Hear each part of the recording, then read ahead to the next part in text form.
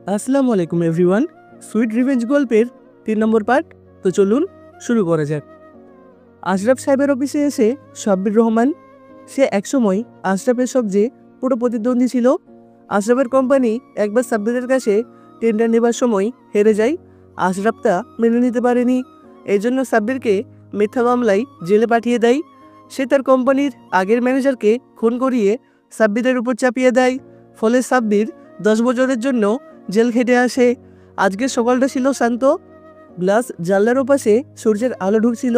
আশরাফ সাহেবের কনফারেন্স রুমে বসেছিলেন তিনি, নিজ অফিস চেয়ারে, চা হাতে। কাগজপত্র ছড়িয়েছিল টেবিলে, আর একপাশে দাঁড়িয়েছিল নতুন ম্যানেজার জামির। জামির তখন বলে, আজ বিকেলে ক্লায়েন্ট মিটিং আছে স্যার। আশরাফ গম্ভীরভাবে মাথা নেড়ে বলে, সব ঠিকঠাক রাখবে, ছোটোখাটো ভুলের জায়গা নেই। কিন্তু তখনই দরজার সামনে দাঁড়িয়ে থাকা রিসেপশনিস্টের হড়বড় করে আসা, প্রায় ছুটে আসা চোখে ছিল আতঙ্ক। তিনি এসে বলেন, স্যার একজন এসেছেন। নাম বললেন সাব্বির রহমান। মুহূর্তেই আশরাফ সাহেবের মুখের চা থেমে গেল, গলার নিচে দোলা পাকানো নিঃশ্বাস আটকে গেল কিছুক্ষণ। আশরাফ মেয়েটিকে বলে, তুমি কি বললে? মেয়েটি আবারও বলে, সাব্বির রহমান স্যার। সে নিজেকে আপনার পুরনো পরিচিত বলছেন। এক মুহূর্তের নিস্তব্ধতা ভেদ করে দরজাটা নিজের মতো করেই খুলে গেল। গাঢ় নীল রং শার্ট, চাপা চোখ, মুখে পুরনো এক বিষাক্ত হাসি নিয়ে এক ব্যক্তি ঢুকে পড়ল কনফারেন্স রুমে। মাথা উঁচু করে এক সময়কার অন্ধকার জীবনে বোঝা বহন করে আসা চেহারাটা যেন অনেক বেশি ভারী, কিন্তু তার চোখে ছিল আগুনের মতো তীক্ষ্ণ প্রতিশোধ। তুমি এখানে? প্রশ্নটি করে আশরাফ দাঁড়িয়ে পড়লেন চেয়ারে। সাব্বির বলে, ইয়েস পার্টনার, আমি এসেছি। আশরাফ আবারও বলে, তুমি তো। আশরাফ কিছু বলতে চাইলে সাব্বির থামিয়ে দেয়। তারপর বলে, আমি তো জেলেই ছিলাম 10 বছর, আর প্রতি রাতে ঘুমে আমি শুধু একটাই মুখ দেখতাম, তোমার মুখ। আর আজ সে স্বপ্ন থেকে বেরিয়ে এসেছি, বাস্তবে এসেছি, তোমার চোখের সামনে। আশরাফ এবার কড়াভাবে বলে, তোমার সাহস তো কম না, কি চাও আর কিভাবে এসেছো? সাব্বির একটু হেঁটে তার টেবিলের দিকে এগিয়ে গিয়ে ধীরে ধীরে বলে, তুমি বিজনেসে জেতার জন্য সব কিছু করতে পারো। তুমি ভেবেছিলে আমি ভেঙে গেছি, হার মেনে নিয়েছি? না পার্টনার, আমি ফিরে এসেছি শুধু একটা কাজ করতে, তোমার সাম্রাজ্যটা আমার পায়ের নিচে নিয়ে আসতে। আশরাফ বলে, তুমি একটা খুনি, তুমি আমার ম্যানেজারকে খুন করেছিলে। সাব্বির প্রতি উত্তরে বলে, না আশরাফ, তুমি করিয়েছিলে খুনটা, শুধু দায়টা চাপিয়ে দিয়েছিলে আমার উপর। তুমি ভাবছো কেউ জানে না, আমি জানি। খেলা এখনো শেষ হয়নি বস, এবার তোমার ধ্বংস কেউ আটকাতে পারবে না। সাব্বির কথাগুলো বলে সেখান থেকে চলে যায়। আশরাফ ভয় পেয়েছে, সে কি করবে বুঝতে পারে না। রাজধানীর অভিজাত হোটেলে ইন্টারন্যাশনাল গ্র্যান্ড প্যালেস, দুর্লভ এক সন্ধ্যায় আয়োজন। পুরো হলরুম জুড়ে ঝলমলে ঝাড়বাতি, সুগন্ধি মোমবাতির আলোর নিচে ঘুরছে শহরের সবচেয়ে নামি দামি শিল্পপতিরা, বিনিয়োগকারীরা, মিডিয়া ব্যতীত এবং রাজনীতিবাদীরাও। আজকের অনুষ্ঠান ইনভেস্টিগেশন ইন বিজনেস, বাংলাদেশের কর্পোরেট জগতের সবচেয়ে সম্মানজনকে বিজনেস অ্যাওয়ার্ড নাইট।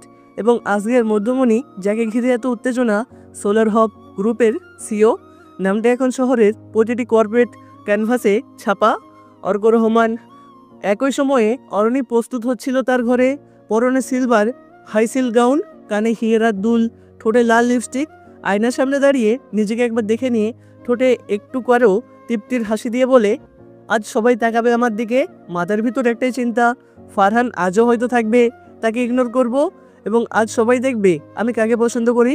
তবে সে জানতো না, আজ যে মানুষটিকে সে দেখতে পাবে তাকেই চিনবে সবাই ঠিকই, কিন্তু নিজের মনকে চিনতে পারবে না। সন্ধ্যা হয়, হলরুমে একে একে প্রবেশ করছেন সবাই। চারপাশে হালকা জার্জ মিউজিক, হোস্টরা স্টেজে প্রস্তুত, মিডিয়া ব্যস্ত, লাইভ আপডেট। একসময় মাইকে ঘোষণা করে, ladies and gentleman, introducing the man who has transform the future of clean energy in Bangladesh, the CEO of solar hub group, mister Arko. হঠাৎ ঝলসে উঠে ক্যামেরার ফ্ল্যাশ। স্টেজের কর্নার থেকে এক ঝলক আলোয় দেখা গেল অর্ককে, একজন দীর্ঘদেহী সুগঠিত পুরুষ, পরনে সাদা শার্ট, নেভি ব্লু 3 পিস, হাতে সোনালি ঘড়ি, চোখে মুখে দৃঢ়তা, হাঁটার ভঙ্গিমায় আত্মবিশ্বাস, ঠোঁটের কোণে ক্ষীণ এক ঠান্ডা হাসি। অর্ককে দেখে অরণি থেমে যায়, হাত থেকে ওয়াইনের গ্লাসটা কাঁপে। সে বিশ্বাসই করতে পারে না, এ কি সত্যিই সেই অর্ক, যেই কাজের ছেলেকে একসময় তার পরিবারের সবাই গালমন্দ করত? একে সেই অর্ক যে ছেলেটাকে সে ঘৃণা করত, অপমান করত, প্রকাশ্যে অপছন্দ করত, সেই ছেলেটাই আজ দেশের সবচেয়ে আলোচিত তরুণ ব্যবসায়ী। সব ক্যামেরা এখন অর্কের দিকে। সবচেয়ে ধনী কোম্পানির নাম আজ তার সঙ্গে জড়িয়ে। অরণ্যের গলা শুকিয়ে আসে, তার চোখে শুধু অবাক আর বিস্ময় আর অপ্রষ্ট অনুশোচনা। সে চুপচাপ অর্কের দিকে এগোয়, হাজারো মানুষের ভিড়ে পার হয়ে অচেতনভাবে তার পা সামনে এগোয়। মনে মনে সে ভাবে, একটাবার কথা বলি, পুরনো স্মৃতির কথা বলি, সে কি মনে রেখেছে সেসব? অরণি কথাগুলো ভাবছে। অর্ক এক কোণায় দাঁড়িয়েছিলেন, সাংবাদিকদের ঘিরে তাদের প্রশ্ন ভিড়ে হালকা হাসিতে কথা বলছিলেন। কিন্তু হঠাৎই তার চোখ পড়ে একজনের দিকে। সে আরণি, হ্যাঁ সেই আরণি, যাকে এক সময় তাকে অবহেলার চূড়ায় ফেলেছিল, অপমান করতে প্রতিটা মুহূর্ত। সে আসছে অর্কের দিকে। অর্ক চোখ নামিয়ে নেয়, চোখ মুঠে কঠোরতা। তার চোখে এখন অতীতের কোনো চিহ্ন নেই, সে শুধু ঠান্ডা অভিমানের ছাপ। অরণি কাছে এসে দাঁড়ায়, একটু কাঁপা গলায় বলে, অর্ক তুমি? অর্ক কিছু বলে না। অরণি আবারও বলে, অর্ক আমি জানতাম না তুমি এত দূর চলে এসেছো। আমি সত্যিই অবাক, তোমার চেহারাটা কিন্তু বদলায়নি, তবে তোমার আগের থেকেও বেশি সুন্দর লাগছে। অর্ক ধীরে ঘুরে তাকায়, ঠোঁটে ক্ষীণ হাসি, বলে, জি ম্যাম, আপনার চেনা অর্ক তো ছিল এক গরিব চাকর, তাই না? অরণ্যি তখনই বলে, আমি তখন ভুল করেছিলাম, আমি জানতাম না তুমি এত বড় হবে। আজ আমি গর্বিত যে আমার বাড়ির কাছের লোক দেখিয়ে দিয়েছে সে কত বড়। অর্ক বলে, গর্ব? সেটা তো তখন দেখাওনি, যখন আমার মা মারা যাওয়ার পরও তোমার মা আমাকে থালা ছুঁড়ে মেরেছিল, যখন আমি জোরে পড়েছিলাম, আর তোমরা বলেছিলে গরিবের আবার অসুস্থতা কিসের। মনে আছে অরণি ম্যাম এসব? আরণির চোখ ছলছল করে উঠে। সে আবার বলে, আমি তখন অন্যরকম ছিলাম, আমি বুঝিনি তুমি এত গভীর ছিলে। 2-3 বছর তো পার হয়ে গেছে। অর্ক এবার এক ধাপ এগিয়ে চোখে চোখ রেখে বলে, তুমি আমাকে চিনেছিলে না অরণি, আজ আমি আলোয় দাঁড়িয়ে আছি বলে কাছে আসছো, কিন্তু যে অন্ধকারে আমি বেড়ে উঠেছি সেখানে তোমরা কেউ ছিলে না। আজ তোমার চোখে আমি সফল, কিন্তু সেই অর্ক যে নীরবে রাত্রির পর রাত্রি নিজের ভবিষ্যৎ গড়েছে, সে অর্ক আর কারোর প্রয়োজন বুঝেনি। অরণি আর কিছু বলতে পারে না, গলার কাছে দলা ভাগানো কান্না। অর্ক ধীরে ঘুরে যেতে যেতে বলে, যাকে তুচ্ছ করেছিলে আজ তাকেই ছুতে চাও, দুঃখিত অরণি, তুমি আজও আমাকে হারিয়েছো। অরণি থমকে দাঁড়িয়ে থাকে, চারপাশের আলো ঝলমলে পরিবেশ হঠাৎ অপৃষ্ট হয়ে আসে। তার চোখে তখন শুধুই সেই অর্ক, যাকে সে হারিয়ে ফেলেছে চিরতরে। কোনো ব্যান্ড বাজছে পেছনে, কোনো লাইট ঝলকাচ্ছে স্টেজে, কিন্তু তার ভিতরের ভাঙন, অপরাধবোধ আর হেরে যাওয়ার যন্ত্রণা তাকে নিঃশব্দে গ্রাস করে। এমন সময় স্টেজে অর্ককে ডাকা হয়, তার পিছনের সফলতার গল্প শুনবে সবাই। অর্ক স্টেজে আসে, মাইক হাতে দাঁড়িয়ে বলে, আমার পরিচয় দেওয়ার মতো কিছুই নেই, একজনের বাড়িতে কাজের লোক হিসেবে থাকতাম। আমার মা সে বাড়িতে কাজ করতো, সকালে ভোর থেকে রাত 12টা অবধি কাজ করতো। আমার মা সে বাড়িতে অসুস্থতায় মারা যায়, কেউ তার গায়ে স্পর্শ অবধি করেনি, বরং শুনেছিলাম কাজের মহিলা মরেছে, লাশ ড্রেনে ফেলে দিয়াই।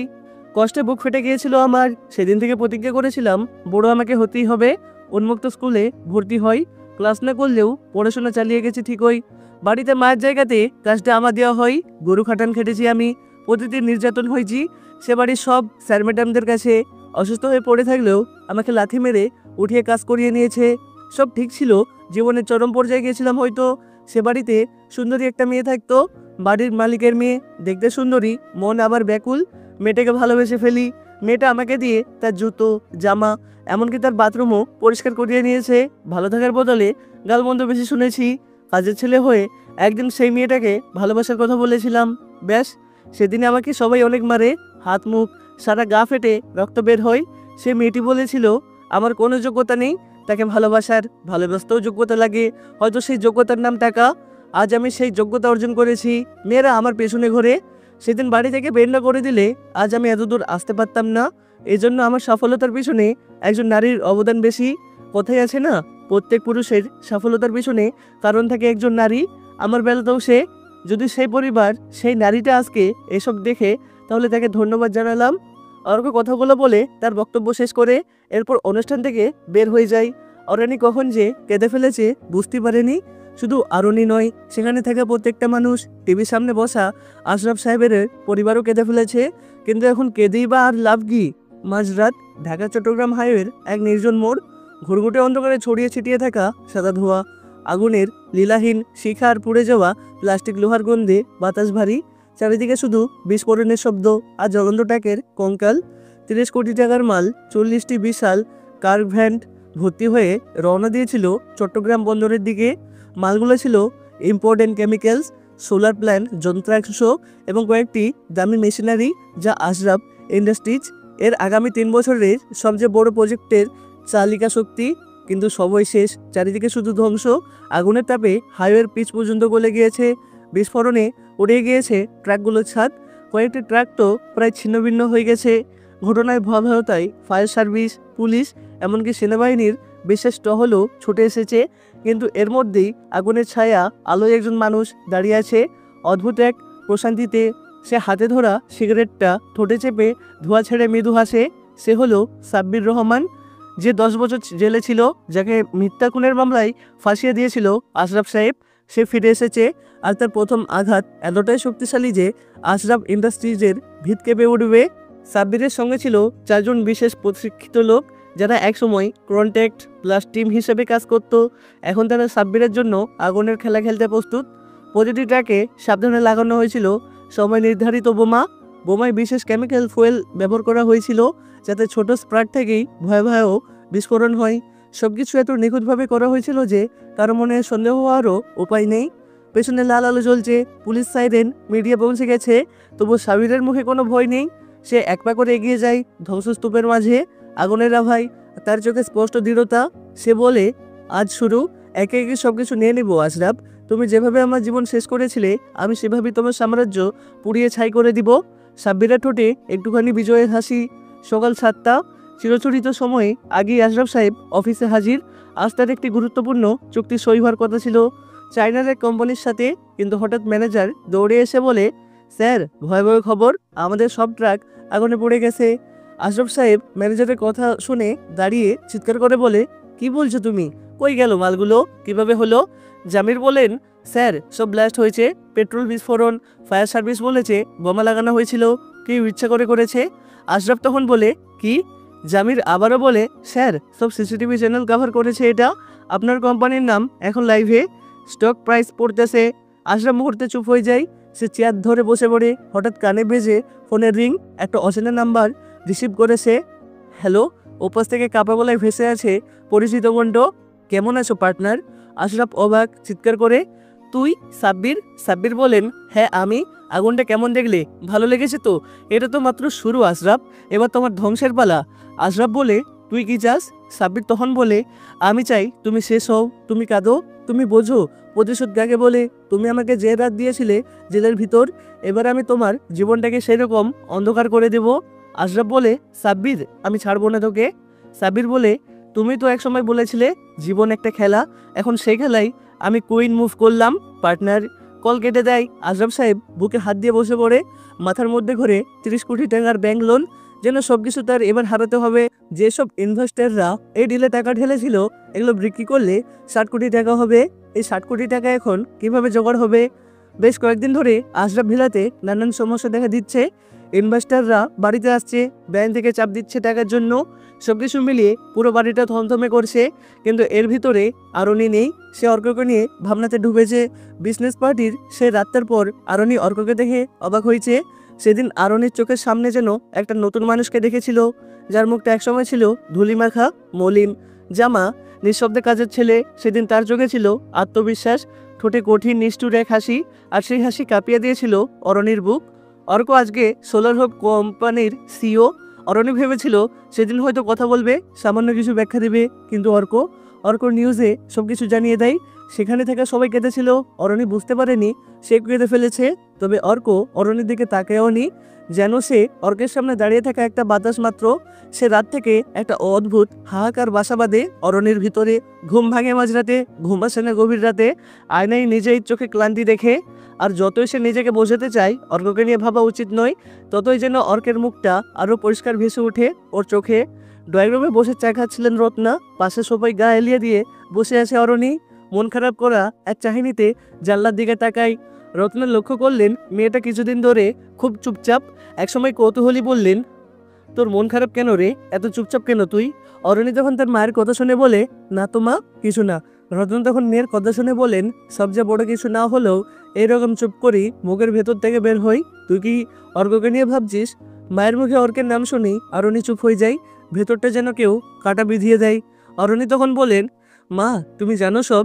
রত্না তখন মেয়ের কথা শুনে বলেন, অর্ক ছোটবেলা থেকেই অন্যরকম ছিল, কারো ক্ষতি করেনি, আমরা যখন ওকে চাকরের মতো ব্যবহার করতাম, বাড়ির পোষা কুত্তার থেকে খারাপ আচরণ করতাম, বকা দিতাম, সেই ছেলেটা কোনোদিন মুখে শব্দ পর্যন্ত করেনি।